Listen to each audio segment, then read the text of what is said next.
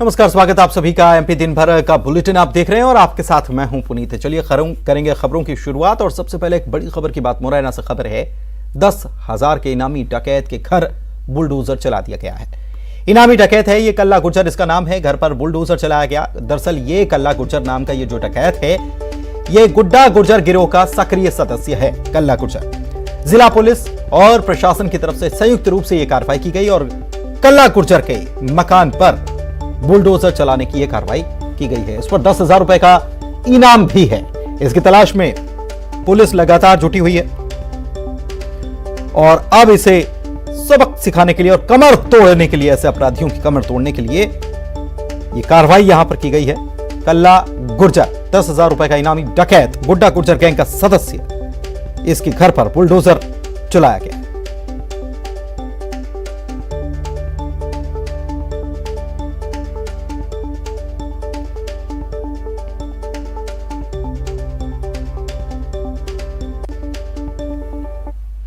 खबर सतना से। शराब पीकर घर के सामने हंगामा कर रहे लोगों को मना करने पर युवक को शराबियों ने गोली मार दी। उसे अस्पताल ले जाते समय रास्ते में उसकी मौत हो गई। कोनेता गांव में बुधवार की देर रात का यह मामला है। मलखान सिंह के घर के सामने शराब पीकर लोग हल्ला कर रहे थे। उसने आकर इससे रोका तो युवक ने कट्टे से फायर कर दिया। जमकर पीटने के बाद फरार हो गए। प्राथमिक उपचार के बाद जबलपुर रेफर किया गया। रास्ते में उनकी मौत हो गई। 4 लोगों के खिलाफ पुलिस ने हत्या का मामला दर्ज करते हुए उनकी तलाश शुरू कर दी है।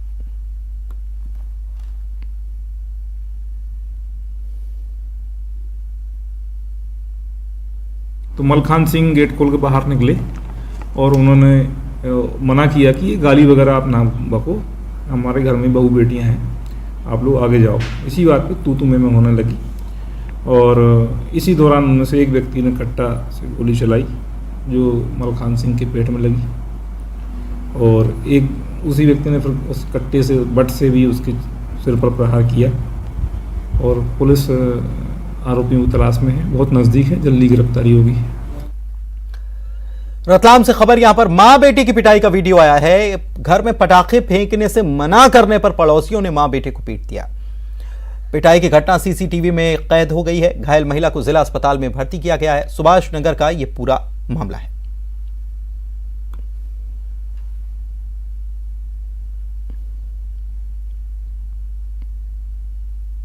पड़ोसी हैं, एक वर्मा समाज और एक शांता कुंवर बाई, इस परिवार के पक्ष हैं। दोनों पटाखे फोड़ने की बात को लेकर झगड़ा हुआ था, जिसमें दोनों पक्ष थाने आए थे। दोनों पक्षों को चोटें होने से और दोनों पक्षों को आपसी क्रॉस एफआईआर की गई थी, जो कि अभी इन्वेस्टिगेशन में है। सीहोर से खबर। T20 वर्ल्ड कप क्रिकेट को लेकर सटोरिया धड़ल्ले से कारोबार चला रहे हैं। पुलिस ने हाईटेक सट्टे के अड्डे पर छापा मारा। एक आरोपी गिरफ्तार किया। फोन पे से 6,54,000 के ट्रांजैक्शन को पुलिस ने होल्ड करवाया। मौके से 26,000 रुपए, 5 मोबाइल फोन भी जब्त किए गए।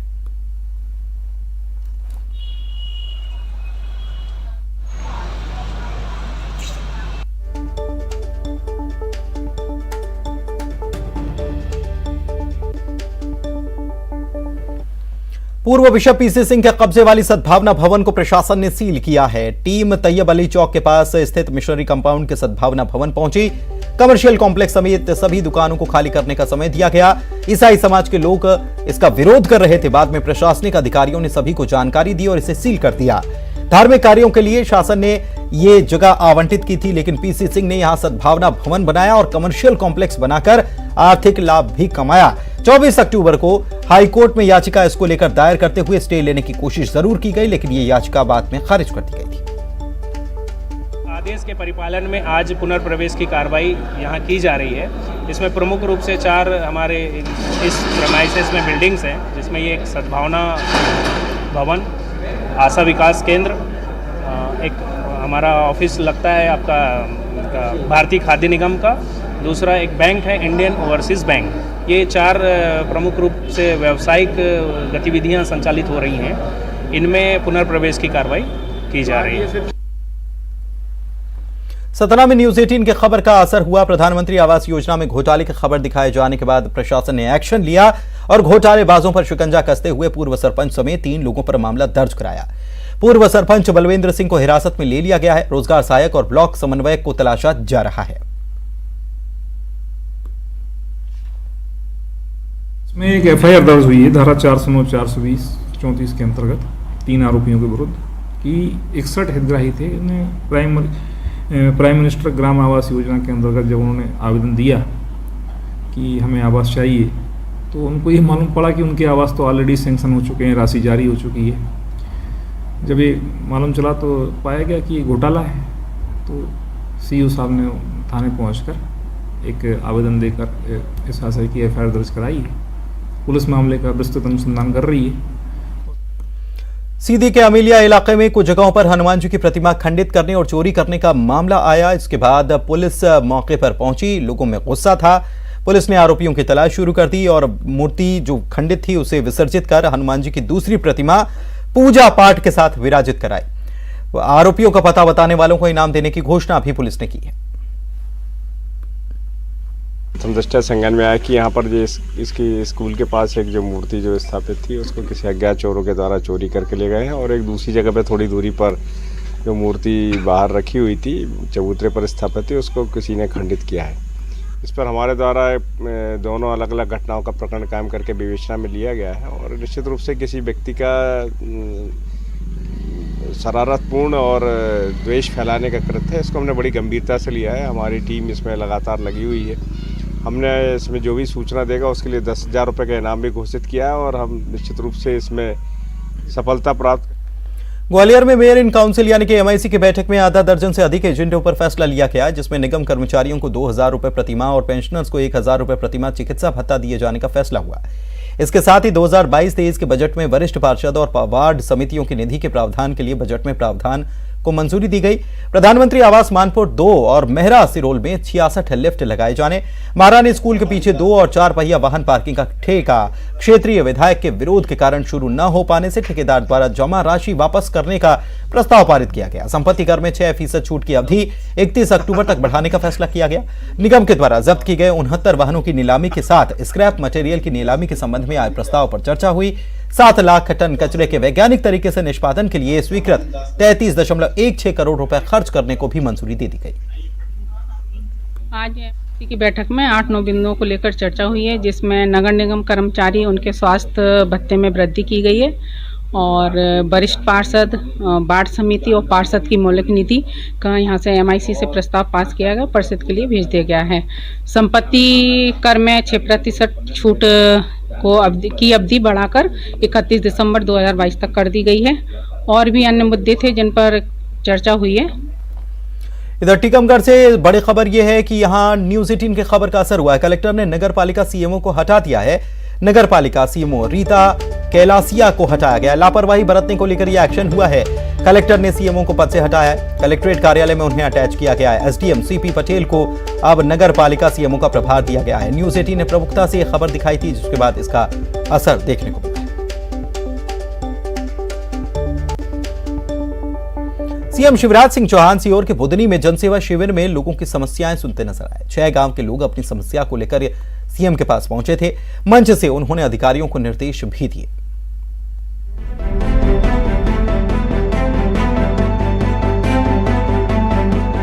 सीहोर के जैत में लगी जनसेवा शिविर में बड़ी संख्या में लोग अपनी समस्या लेकर पहुंचे। लोग इस उम्मीद से पहुंचे थे कि सीएम शिवराज के हाथों उनकी समस्या का समाधान होगा, और हुआ भी यही। सीएम ने मंच पर आवेदन पढ़े और संबंधित अधिकारियों से सवाल किए। यही नहीं, लोगों से सीधा संवाद भी किया। सीएम ने अवैध नशे को लेकर मंच से चेतावनी भी दी। शुरू करना है, और केवल 4 पंचायत नहीं, सारी पंचायतों में शुरू करना है। केवल सीहोर जिले में नहीं, हमारे कमिश्नर यहाँ पे हैं, रायसेन जिले में भी शुरू करना है, कहीं नहीं छोड़ना है। और इसलिए मैं शिविर लगवा रहा हूँ।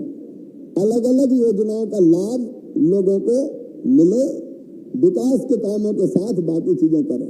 एक मेरा निवेदन सबसे है, इस समय पूरे मध्य प्रदेश में मैं नशा मुक्ति अभियान चला रहा हूँ, और मैंने निर्देश दिए हैं कि अवैध रूप से दारू बेचने वालों को या नशीले पदार्थ बेचने वालों को छोड़ना नहीं है। समस्याओं के अलावा विकास कार्यों का सीएम शिवराज ने फीडबैक भी दिया।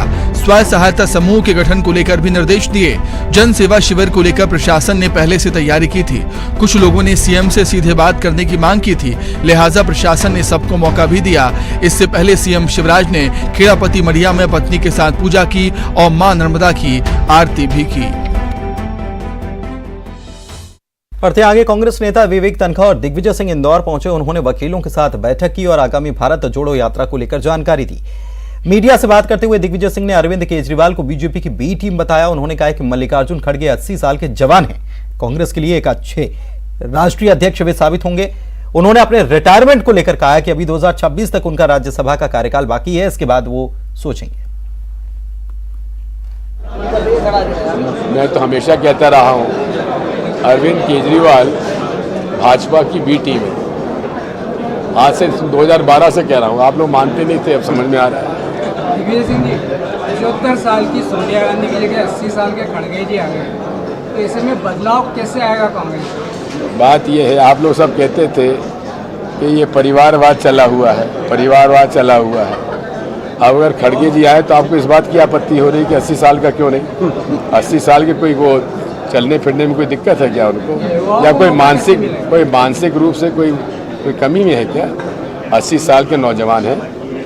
आपका एक बयान बड़ा कि आप समझ गए, मैंने कहा था 2026 तक मेरी राज्यसभा है, तब मैं 79 ईयर्स का हो जाऊंगा। उसके बाद मुझे क्या करना उसका तय करूं। मंडला पहुंचे केंद्रीय इस्पात और ग्रामीण विकास राज्य मंत्री फग्गन सिंह कुलस्ते ने अरविंद केजरीवाल के बयान पर प्रतिक्रिया दी और कहा है कि जिसकी जितनी बुद्धि है उतना ही वो काम करता है। केजरीवाल का निजी मत हो सकता है। बता दें कि अरविंद केजरीवाल ने भारतीय मुद्रा पर गणेश जी और लक्ष्मी जी की फोटो लगाने की मांग कर डाली है। जिसकी बुद्धि जितनी है उतना ही काम करता है, और इसलिए हमारे यहाँ परंपरा है, इसके लिए जो मुद्रा विभाग है और इसमें सारी कमेटी रहती है, उनने निश्चित किया है। तो इसके बारे में कोई इस प्रकार का उनका एक व्यक्तिगत मत हो सकता है, परंतु देखिए कोई भी सरकारें रहे, परंतु एक हमारे यहाँ व्यवस्था है इस प्रकार के वितरण विभाग जो निर्धारित किया है, और उसके लिए अलग अलग पक्ष हैं, उनको तय करने के बाद तो उसमें कोई इस प्रकार का विषय नहीं आना चाहिए। वो भी आखिर में राष्ट्र पुरुष है, और इसलिए शायद हमारे पूर्वजों ने ऐसा विचार किया होगा जो मैं समझ पा रहा हूँ। तो इसलिए अगर ऐसा केजरीवाल कह रहे हैं कि तो इनको उधर नोट छापने की अनुमति भी देना पड़ेगा फिर केजरीवाल को। सागर में परिवहन मंत्री गोविंद राजपूत का अलग अंदाज देखने को मिला। कोहली जीप चलाकर शहर में पुराने मित्रों से मिलने पहुंचे। बताया जाता है कि छात्र जीवन में जिस खुली जीप से वो हरि सिंह गौर विश्वविद्यालय में पढ़ाई करने जाते थे, उसी जीप को खुद ड्राइव करते हुए पुराने मित्रों से मिलने के लिए वो पहुंच गए। उन्होंने छात्र जीवन की पुरानी यादों को ताज़ा किया और चाय खाना।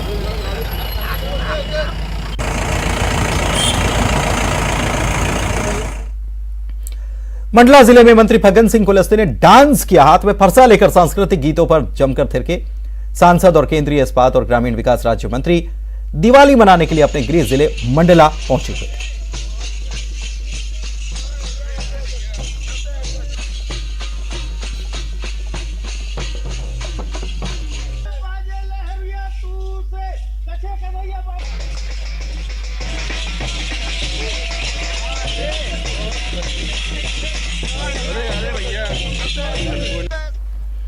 बढ़ते आगे, खबर नर्मदापुरम से। सतपुड़ा टाइगर रिजर्व और प्रदेश के नेशनल पार्क में चौकसी के लिए कर्नाटक से हाथी लाए जाएंगे। 15 हाथियों को लाने की स्वीकृति मिली है, इसी महीने लाया जा रहा है। सतपुड़ा पार्क को करीब 6 हाथी मिलेंगे। प्रदेश के नेशनल पार्क समेत सतपुड़ा टाइगर रिजर्व में वन्य प्राणियों की मॉनिटरिंग और जंगल की सीमाओं की चौकसी करने वाले हाथियों की कमी हो गई है। यहां एक ही वयस्क हाथी बचा है, बाकी हाथी के 3 बचे हैं। पिछले दिनों कुनो नेशनल पार्क में पहुंचे चीतों की मॉनिटरिंग के लिए एसडीआर के 2 हाथी भेजे गए हैं। हाथियों की डिमांड पर केंद्र सरकार ने कर्नाटक से मध्य प्रदेश को 15 हाथी देने की स्वीकृति की है। इसमें 6 हाथी एसडीआर में और बाकी 9 हाथियों को पेंच, कान्हा जैसे नेशनल पार्कों में भेजा जाएगा।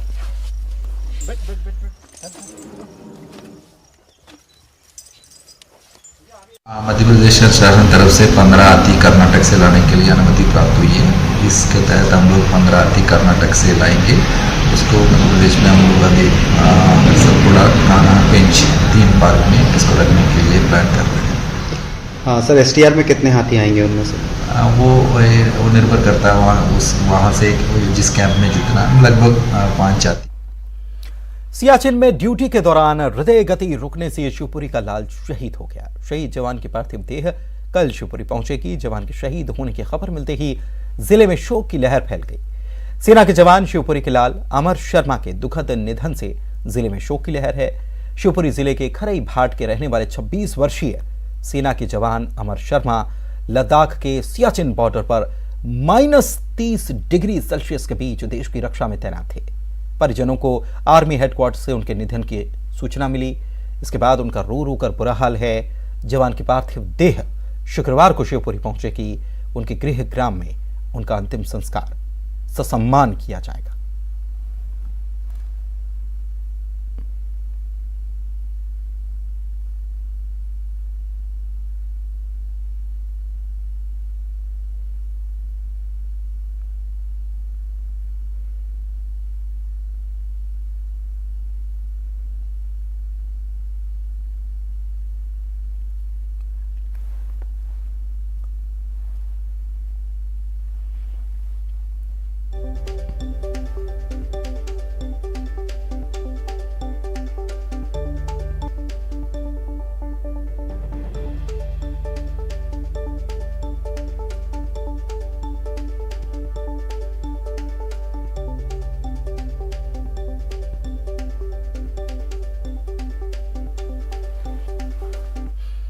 देवास में हिंगोट युद्ध की तर्ज पर पटाखा युद्ध खेला गया। गंगा जमुना बम पटाखों के शोर से मोहल्ला गूंज उठा। भौरासा में पटाखा युद्ध की सालों से परंपरा चली आ रही है। दिवाली के बाद इस युद्ध को सड़क पर युवा खेलते नजर आते हैं। देख सकते हैं आप कैसे पटाखे एक दूसरे पर फेंके जा रहे हैं।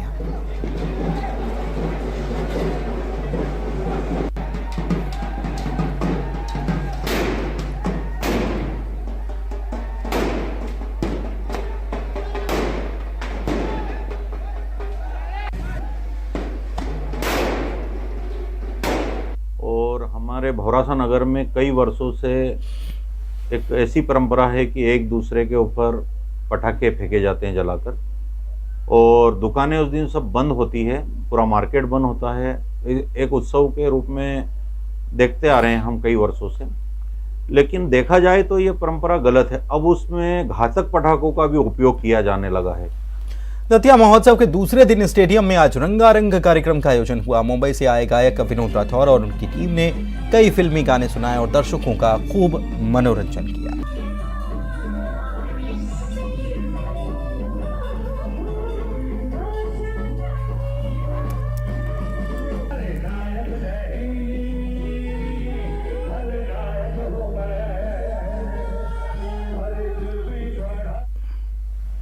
चलिए आगे बढ़ते हैं। उमरिया के बांधवगढ़ में बफर वाली बाघिन को देख पर्यटक रोमांचित हो उठे। इवनिंग टाइगर सफारी के दौरान पर्यटकों को धमोखर बफर क्षेत्र में जैसे ही बाघिन नजर आई, उत्साहित पर्यटकों ने उसका वीडियो बनाया, तस्वीरें सोशल मीडिया में शेयर कर दी। टाइगर रिजर्व पहुंचने वाले पर्यटकों के लिए अच्छी खबर मानी जा रही है। उनको बफर क्षेत्र में भी आसानी से टाइगर नजर आ रहे हैं।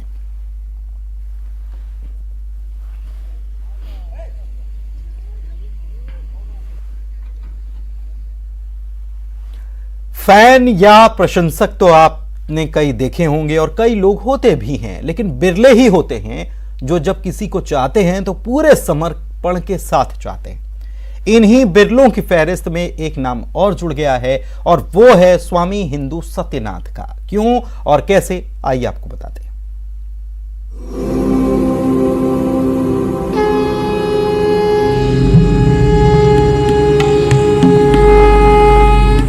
हमारे देश में देवी देवताओं के लाखों करोड़ों मंदिर हैं, जहां लोग रोजाना आस्था के साथ अपना शीश नवाते हैं। लेकिन कुछ मंदिर ऐसे भी हैं जहां न कोई देवी है और न ही कोई देवता। जी हां, इन मंदिरों का निर्माण उन लोगों ने कराया जो प्रशंसक के मार्ग से होते होते समर्पण भाव तक पहुंच गए। और इस प्रकार के मंदिरों की फहरिस्त भी अच्छी खासी है। मसलन इंदिरा गांधी यानी आयरन लेडी का मंदिर, भारत रत्न पूर्व प्रधानमंत्री अटल बिहारी वाजपेयी का मंदिर, सदी के महानायक अमिताभ बच्चन का मंदिर, अपनी जादुई आवाज से हर किसी को दीवाना बना देने वाले किशोरदा का मंदिर और सुर साम्राज्ञी भारत रत्न लता मंगेशकर का मंदिर। इन मंदिरों का निर्माण कराने वालों के दिल में इनके प्रति सम्मान के साथ ही अपार आस्था और अगाध श्रद्धा थी, जिसके चलते इन हस्तियों का मंदिर अस्तित्व में आ गया। और अब इसी क्रम में एक और नाम शामिल होने जा रहा है और वो है हिंदू हृदय सम्राट के नाम से पहचाने जाने वाले, बुलडोजर बाबा के नाम से जाने जाने वाले यूपी के मुख्यमंत्री योगी आदित्यनाथ। सबसे खास बात यह है कि यूपी के सीएम योगी आदित्यनाथ का ये मंदिर यूपी में ना बनकर बन रहा है मध्य प्रदेश में। दरअसल ये मंदिर तैयार हो रहा है निवाड़ी जिले के टेहरका में, जिसके लिए स्वामी हिंदू सत्यनाथ ने भूमि पूजन भी कर दिया है। परम पूज्य योगी आदित्यनाथ जी महाराज जी के मंदिर का भूमि पूजन हुआ। गौ पूजन, कन्या पूजन के उपरांत भूमि पूजन किया गया, हवन भी हुआ और सभी देवताओं से आशीर्वाद लिया कि इस शुभ कार्य को जिन्होंने सनातन का मान बढ़ाया, मठ मंदिरों का मान बढ़ाया है, सनातन की गंगा भारतवर्ष में बहाई है, निश्चित ही वो प्रभु का अवतार हैं।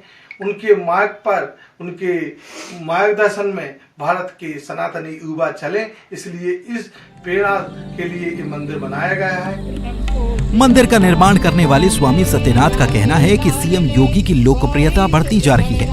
उन्हीं की अगुवाई में यूपी के अयोध्या में श्री राम का भव्य मंदिर तैयार हो रहा है और ऐसे में वो भी उनके लिए भगवान ही हैं। वे कहते हैं जब वे योगी आदित्यनाथ से मिले तो उनका नाम सत्येंद्र चतुर्वेदी हुआ करता था, लेकिन इस मुलाकात के बाद वो उनसे इतने प्रभावित हुए कि उन्होंने भी अपना हुलिया सीएम योगी की तरह ही कर लिया। वे भी उनसे प्रेरणा लेकर भगवा वस्त्र धारण कर समाज की सेवा में लगे हैं।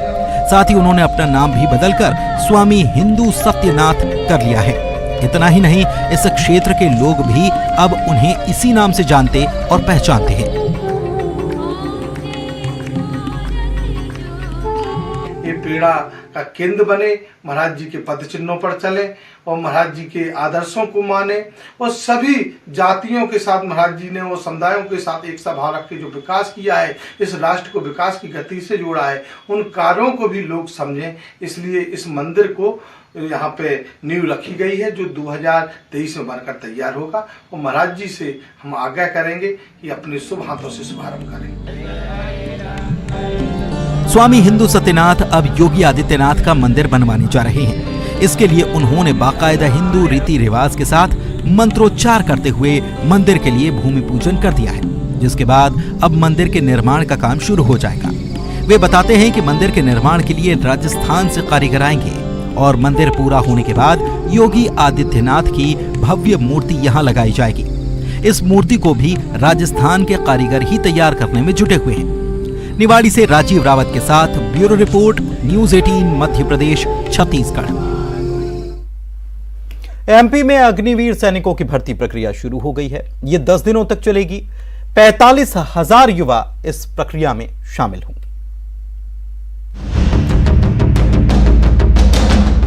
भोपाल में अग्निवीरों की भर्ती शुरू हो चुकी है। सुबह बड़ी संख्या में भर्ती को लेकर युवा मोतीलाल नेहरू स्टेडियम पहुंचे। युवाओं का फिजिकल होने के बाद रनिंग टेस्ट हुआ। वहीं तय समय पर न पहुंचने वालों को एंट्री नहीं दी गई। 7 नवंबर तक हर दिन फिजिकल टेस्ट लिया जाएगा। क्या परीक्षा देने आए अग्निवीर बनना चाहते हैं? बनना चाहता था सर, बट मेरा सपना टूट चुका है बनने का। क्यों? जो टाइमिंग बोला गया है नोटिफिकेशन पे, जो दिया गया है 5:45 का टाइम रहता है, वो पूरा टाइम नहीं दिया गया। हमसे पहले जो बेच दौड़ा था उसमें 5:25 में लास्ट। तो 5 बजे का समय दिया था कि इस पूरी प्रक्रिया में शामिल होने के लिए? नहीं, नोटिफिकेशन पे 5:45 का टाइम रहता है। हाँ। तो 5:45 का पूरा टाइम देना चाहिए। उसमें जो पहले आ जाता है उसमें एक्सीडेंट कहलाता है, तो इन्होंने टोटल मिला के एक्सीडेंट वगैरह सब करके 5:25 पे बंद कर दिया। तो 5:25 पर जो है अंदर जाना पर रोक लगा दी। आप भी क्या अग्निवीर में शामिल होने आए? जी, हमारा हो चुका, रनिंग हो चुका। रनिंग हो चुका। और अब आगे क्या? आगे फिर रनिंग करेंगे, फिर देंगे भर्ती। तो कोई तारीख दी है क्या? जी नहीं, अब हर 6 महीने में होगी ना। अच्छा, तो अब नेक्स्ट ट्राई करेंगे। अभी कितने लोग हैं? आज कितने लोग हैं जुटे? आज टोटल में तकरीबन 4-5 हजार। पहले दिन करीब 3000 युवा यहां पहुंचे थे। वहीं इस 10 दिनों तक चलने वाले अग्निवीर भर्ती रैली में कुल 45,000 से ज्यादा युवा हिस्सा लेंगे। प्रतिदिन करीब 3 से 5,000 युवा इस रैली में आकर शामिल होंगे। अभ्यर्थियों के लिए रेलवे स्टेशन और बस स्टैंड पर हेल्प सेंटर भी बनाए गए हैं जो 24 घंटे खुले रहेंगे। सफल होने वाले युवाओं के डॉक्यूमेंट और फिजिकल वेरिफिकेशन किया जाएगा, जिसके बाद लिखित परीक्षा के लिए एडमिट कार्ड जारी किया जाएगा। लिखित परीक्षा जनवरी 2023 में आयोजित होगी। यहां पास हुए युवाओं को अगले स्टेप के लिए भेजा जाएगा। अग्निवीर भर्ती योजना में ट्रेडमैन, स्टोर कीपर, क्लर्क, तकनीकी, जनरल ड्यूटी के पदों पर भर्ती होगी। इसमें एमपी के 9 जिलों के अभ्यर्थी शामिल हो रहे हैं। अनुराग श्रीवास्तव, न्यूज़ 18, भोपाल। प्रतिबंधित संगठन पीएफआई पर जांच एजेंसी का शिकंजा कसता जा रहा है। एटीएस की टीम ने भोपाल पीएफआई के अध्यक्ष को गिरफ्तार किया है और एटीएस को अनवर के साथ ही 13 सदस्यों की रिमांड मिल गई है।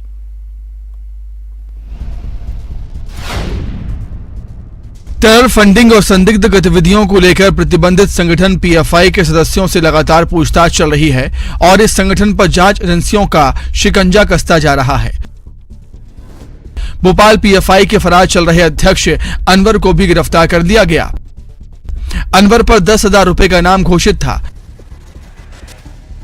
माना यह जा रहा है कि अनवर से पूछताछ में कई राज से पर्दा उठेगा। एमपी एटीएस ने अनवर और पहले गिरफ्तार किए गए 13 सदस्यों को कोर्ट में पेश किया और रिमांड की मांग की, जिसे कोर्ट ने मंजूर कर लिया और इन्हें 3 दिन एटीएस रिमांड पर भेज दिया है। इस दौरान एटीएस गिरफ्तार पीएफआई सदस्यों से पूछताछ करेगी।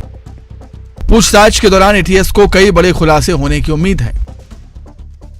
एटीएस ने फिर से एक बार पीएफआई से जुड़े हुए एक आरोपी को गिरफ्तार किया है। बताया जा रहा है कि पीएफआई का ये अध्यक्ष है और अनवर सिद्दीकी का नाम बताया जा रहा है। कोर्ट में पेश किया गया था, हालांकि अभी स्पष्ट नहीं हो पाया कि कितने दिन की रिमांड पर भेजा गया है, मगर कह सकते हैं कि एक बड़ी सफलता एटीएस को मिली है, जिनमें आप देख सकते हैं कि ये अनवर सिद्दीकी पीएफआई का अध्यक्ष बताया जा रहा था, लगातार फरार थे। इसके अलावा अगर बात करें तो 14 लोगों को पहले भी हिरासत में ले चुके हैं और वो फिलहाल जेल में है। और मगर अब ये जो है अनवर, जो पीएफआई का अध्यक्ष बताया जा रहा है, इसे आज पेश किया गया था, अब जाकर एटीएस लेकर पहुंची है।